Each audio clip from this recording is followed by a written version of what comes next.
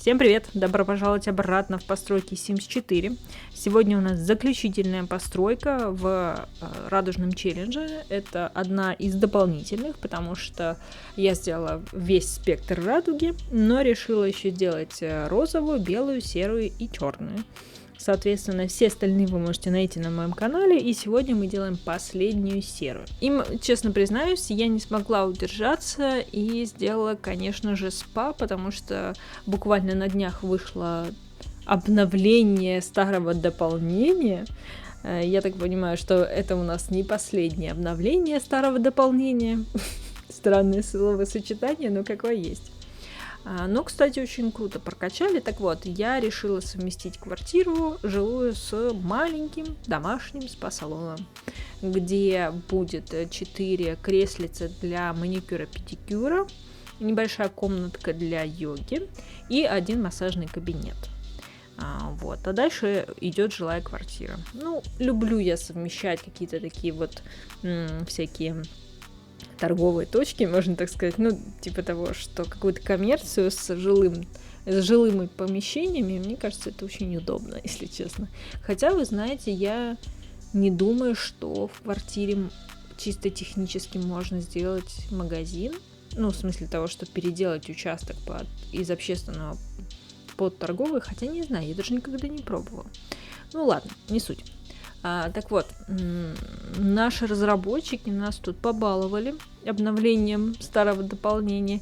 Вы знаете, неплохо его прокачали, мне кажется. Они прям очень круто это сделали, то есть они не стали вот этими вот кусочками что-то выпускать новое, а сделали это как бы, ну, получается, бесплатное же обновление.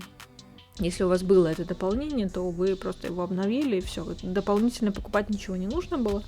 Вот, и, конечно, то, что нам наконец-то добавили маникюр, это прям хвала богам, если честно, потому что его серьезно не хватало. Ну как, не то, что серьезно не хватало, но бывают такие случаи, такие образы, как бы. Ну вот без ногтей не смотрится вообще не так, потому что я проходила ферму, и у меня же они были такие пафосные, классные, и вот моя барышня, которая там единственная есть, Хлоя, просто круто бы у нее смотрелись эти гигантские, длиннющие расписные ногти, а потом бы они так уменьшались. И мне кажется, даже вот через ногти можно показать, как меняется характер человека, когда он там был топов за топов в городе, он там учился в престижном вузе, у него было все, крутая квартира, машины, все такое. Потом они по истории все потеряли, и у них остался только заброшенный участок с фермой, где не было электричества, была только паутина и пустота, и воды не было. Вот. И они вот пытаются выжить во всем этом деле. Сейчас, кстати, дела очень сильно наладились, если вам интересно, заглядывайте. Серии более-менее регулярно выходят, у меня только тут один небольшой был промежуток, но он был вынужденный технический. Вот, в общем, как-то это было бы интереснее. С педикюром все гораздо проще, там просто лаком красите их определенным, и все, как бы на этом все заканчивается. А с маникюром, конечно, они немножечко подзаморочились, при том, что они добавили маникюр и в базовую версию, что очень приятно. Но и добавили вот с дополнением спа-салон, там определенные маникюры есть. Но, кстати, и с базовым вполне себе возможно сделать какие-то интересные вещи. То есть там есть, по-моему, практически вся длина, несколько вот этих стандартных форм. То есть там есть и острые, и, как это называется, балеринки, и миндалевидные, и классические. Ну, короче, повторюсь, они прям заморочились, честно. Вот, к счастью, наконец-то у нас стало больше цветов наших халатиков. Честно, я очень ждала, которые вот на стеночке вешаются, потому что раньше они были черно-белые, такой светло-бежевый, светло-серый. А сейчас они, по-моему, есть практически всех цветов радуги, и это очень круто. И это после того, как я закончила строить радужные квартиры, у нас все появилось радужное. Хотя, на самом деле, в начале я говорила о том, что у нас на тот момент пришло с новым обновлением несколько предметов новой мебели. Там был шкафчик, который есть вообще во всех цветах, и причем в нескольких вариациях каждого цвета. Вот, я говорила о том, что я буду всегда ставить его в каждой комнате. Это же так удобно, он же есть каждого цвета. В итоге он был у меня всего в 2-3 квартирах, на самом деле. В лучшем случае, я уже не помню, ставила я его где-то или нет. Потому что я его поставила в первой квартире. Красная у меня была, значит. Да, наверное, красная. Потому что я шла по спектру. Вот. Ну, я так говорила о том, что да, я везде буду его ставить, но в итоге нигде не поставила. Также, наверное, было бы и с этим не полотенечко, это халатик, по-моему, все-таки. Ну, неважно, ну, классная штука, хорошо дополняет ванную, потому что, на самом деле, в ванной у нас не так много всяких примочек. То, что у нас вот добавили каких-то штук на кухню, хорошенько добавили. Ну, всякие вот эти вот баночки красивые, разные ведерки и всякое такое. У нас хорошо добавили вот для, ну, гардероба с идеальным ремонтом. У нас всякие вот эти вот, как их называют, пришли коробочки красивые, обувь, коробочки, одежда сложенная, ну, короче, вот что-то такое. А для ванной, ну, как-то так себе. Да, у нас сейчас прибавилось как раз-таки, опять-таки, цветов полотенечек сложенных. То есть у нас там типа скрученные и сложенные есть, тоже разных цветов. Вот, ну, как-то, мне кажется, вот ванную немного обделяет по декору именно. Ну, как бы, потому что, на самом деле, ванн очень много самих по себе, душей, ну, короче, душевых кабин, вот. Душевых кабин достаточно, раковин тоже приличное количество, унитазов тоже больше, чем нужно, мне кажется. А вот всяких там зубных щеточек у нас всего один, и он из базового набора, вот эти зубные щетки, и все, как бы. Что-то там у нас с зимним набором приходило еще уже, получается, так давно, кошмар какой. Это было как будто в прошлой жизни, это дополнение наше зимнее, я забыла, как он называется. Там как просто дозатор для мыла на стену появился. Ну, как бы, а что бы еще бы, как бы, хотелось немножко. Вот, как говорю, мне кажется, что ванная сейчас пока самая, как бы, обделенная. Я немножечко рассчитывала, ну, надеялась, что вот с этим спа-салоном нам придут какие-то примочки, всякие вот эти корзиночки с баночками, баночки отдельно, ну, почему-то нет.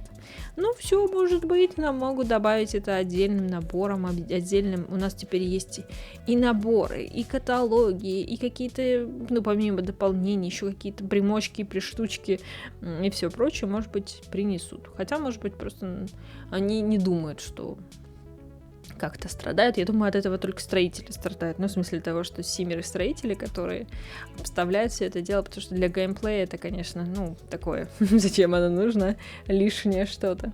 Хотя я сама пару раз признавалась тут в том, что когда я геймплеем играю, то я не всегда так тщательно обставляю свои квартиры, потому что, ну, дома, квартиры, потому что я прекрасно понимаю, что здесь будут жить симы, и какие-то лишние штуки им могут мешать. Это логично, мне кажется. А плюс, если там ограничения по деньгам, то, конечно, я лучше возьму там кровать получше, или лишний душ возьму, если людей много, и еще каких-то, ну, более таких практичных вещей, чем я куплю, например, корзину с фруктами. Ну, вот на стол она стоит как-то очень дорого, на самом деле. Знаете, такая миска там есть высокая, более такая широкая, с фруктами. Она как-то очень дорого стоит, за эти деньги можно унитаз купить. Вот, поэтому я, конечно, больше за практичность. Хотя вот, кстати, в новой серии я буду переобставлять дом наш, который изначальный был. Я в этом не сильно поменяю, я только прибавлю второй этаж, то есть полностью все дублирую. Вот. Не буду сильно много раскрывать, чтобы вам было интересно смотреть. Но суть в том, что там тоже я немножко увлеклась как раз вот этим декором, и мне на важные вещи и не хватило. Я немножко пожалела об этом, но продавать и что-то там выкраивать мне уже не хотелось. Я открыла вселенный поток на то, чтобы они заработали денег. Но на самом деле уже неплохо получается. Хотя, честно вам скажу, что сельским хозяйством, конечно, сложновато заработать. Вот так нормально заработать. То есть, да, там мои симы, ну, копят деньги, что-то продают. И если бы они не продавали вышивки, они бы там не выжили, реально. Ну, мы бы очень долго копили деньги на какие-то нужды, на то, чтобы вот там включить электроэнергию, там все такое, за все это заплатить, расширить как-то и так далее. Это было бы очень долго. Потому что вот эти крупные культуры, да, вы за них можете хорошо выручить, но они растут очень долго. И чтобы они были достаточно крупными, их нужно удобрять. А если у вас нет животных, вам нужно покупать эти. Ну, потому что там самое основное, вот это какой-то там рост, это вот когда вы чистите курятники, хлева, оно у вас появляется регулярно. Я это все время использую, я, в принципе, ничего не покупаю. И вам нужно постоянно использовать эти удобрения, вам нужно постоянно следить за коровой, за этой ламой, но, в принципе, не колоссально много они денег приносят. Вот реально 6 бутылок молока, они там 15-20 симулёнов каждая. Ну, так себе. Ну, да, каждый день, но вам нужно часто сдавать это молоко, потому что оно портится, ну, либо хранить его в холодильнике, потом опять перебрасывать это в сима, ну, в смысле, в его багаж, потом везти, продавать. В общем, такая сложносочиненная история. Повторюсь, мы, в принципе, выживаем, ну, мои персонажи в основном выживают на вышивках. Вот вышивки идут хорошо. На продавито они достаточно дорого идут, они перекрывают собой себестоимость, даже если большой обруч брать. И если вы в хорошем настроении его сделали, то можно 400-600 симулёнов за него выручить. Ну, как бы это нормально. Хотя, вот, говорю, 150 симулёнов сам обруч, потом 300, ну, где-то вот от 300 до 600, в зависимости от разных там параметров можно выручить. Не колоссально много тоже. Но другими вариантами я не хочу пользоваться, потому что это будет как бы читерство. Потому что, конечно же, картинами можно очень быстро заработать. Это картины по-прежнему остаются самым быстрым способом заработать, если честно, особенно если ваш персонаж еще к этому предрасположен, то вообще вы очень быстро сможете разбогатеть. Вот. Но, кстати, писательство в плане долгосрочной перспективы более выгодно. То есть, да, персонаж дольше это делает, сложнее. Первые там книги очень мало приносят, прям вообще очень мало. Но когда он раскачается, и за счет того, что каждую книгу отправлять на издательство, даже самую плохую, даже самую начальную, все отправляйте, и потом это выльется вам в ежедневную вот это вот как-то отчисление авторских, ежедневно в хорошую сумму. То есть там 5 миллионов, там 10, там уже 100, там 150, там 500 может с какой-то книги быть и так далее. И за счет вот этого всего пути, пока будет прокачиваться навык, если вот вы честно будете отправлять все издателю, то вы будете каждый день в итоге потом получать очень хорошую сумму. Поэтому это вот для тех, кто, например, этот челлендж 100 детей проходит. Я советую, раньше я советовала всегда только рисовать, но сейчас я могу сказать, что рисуйте и пишите. Вот это даст вам очень хороший такую подушку безопасности последствий, которая тоже очень нужна, потому что какая бы ни была богатая мамочка впоследствии в каком-то поколении, все равно у вас дом разрастается, то разрастается, счета растут просто как на дрожжах. Что-то как-то мне кажется, что коммуналка подорожала даже в Симсах, если честно.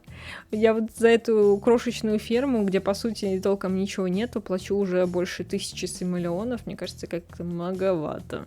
А у нас еще нет ничего такого крутого. Я так понимаю, когда у нас наполнится дом уже так декором, то мы будем платить 2-3 тысячи, мне кажется. Я вообще не знаю, как это все будет расширяться, разрастаться. Я пока не имею какого-то особого плана. У нас там, на самом деле, в последней серии мы случайно пофлиртовали с мэром города. И сначала я открещивалась от этого, а потом так посмотрела на нее. Ну, мэр города, интересно, она замужем, надо будет узнать. Может быть, как-то разовьем эту историю, кто знает. Потому что мой Бенедикт, который персонаж, он же потерял жену, но он же не обязан всю жизнь потом оставаться один. Может, мы его еще выдадим замуж, чтобы Хлоя осталась одна на ферме. Ну, вообще, да, я предполагаю, что моя Хлоя, которая средняя дочка, старшая точнее, она впоследствии останется как владелица фермы, потому что Бенедикт младший навострил лыжи уже валить из этой компашки. Мне кажется, ему не очень сильно это нравится, вся история. И он какой-то такой не хочет ассимилироваться под сельских жителей, в отличие от Бенедикта Старшего и Хлои. И он как-то, мне кажется, хочет, может, в университет его отправим, пусть учится. Не знаю, на что там, по-моему, что-то связанное с искусством. Я не против, я даже готова заплатить за это деньги, но чтобы остаться на ферме. Вот, поэтому все-таки Хлоя, я думаю, останется на ферме, будет и полноправной хозяйкой. Может, детей заведет, может, нет, не знаю, посмотрим. Я пока не имею четких планов. Вот. А по поводу этой квартиры вам ничего не рассказала. Я рассказала, что это серая квартира. Предметов, кстати, очень много. Она совмещена со спа-салоном. Плюс сама квартира для такой полноценной большой семьи, в том плане, что есть детская с 2 кроватями, есть взрослая с 1 кроватью, 2 спальней, есть зал, столовая, кухня, все совмещенное и всего 1 ванная. Это небольшое упущение, если у вас так много персонажей, там от 3 и больше. И 3 уже тоже нужно, на самом деле, иметь 2 запасной хотя бы туалет. Потому что, когда они утром собираются в школу, на работу, то обязательно 1 останется не сходивший в туалет или в душ, или голодный, или еще что-то. В общем, 1 обделенный остается как минимум. Вот. В общем, надеюсь, вам эта постройка понравилась.